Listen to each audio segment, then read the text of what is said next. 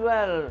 Cut off all the bad things that are in your life that are holding you down and hold up to the things that soar you high in the sky. With that being said, and then let us see what Blender has to offer with regards to cutting and bisecting.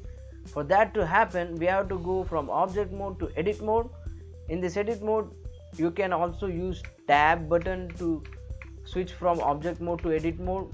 Here we have vertex mode, edge mode and face mode. You can tap 1, 2 or 3 to get the modes, and then we are coming down here at the bisect tool.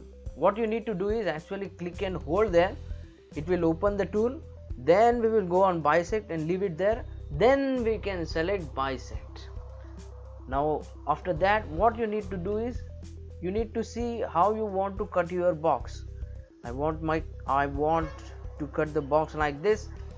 There you get a visual representation which with the help of which you can define where you want the cut to happen, and with the help of this bangle you can define what should be the angle of that cut. And if we go in this menu, we can change the place, you can change the rotation,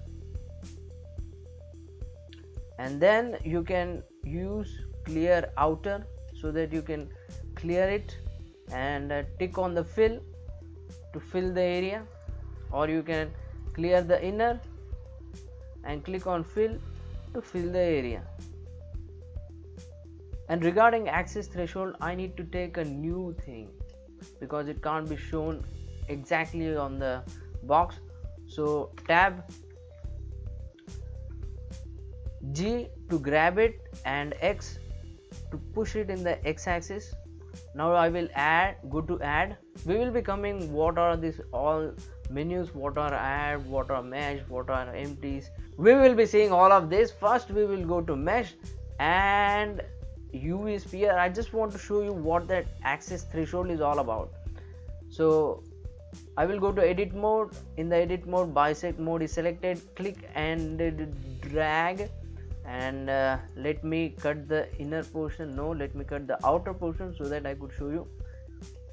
I cut the outer portion. Now with the help of axis threshold, you see what happens at the edges. If I click and drag, it is trying to pull out the complete faces of this object like that, just like that.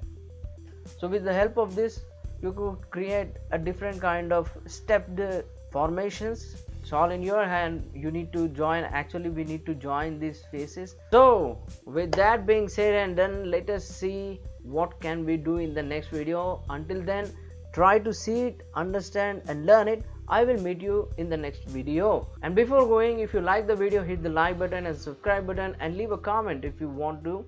And if you want to wholeheartedly support me, you can support me on the Patreon page. Links will be given in the description. So with that being said and done, let us see us in the next video.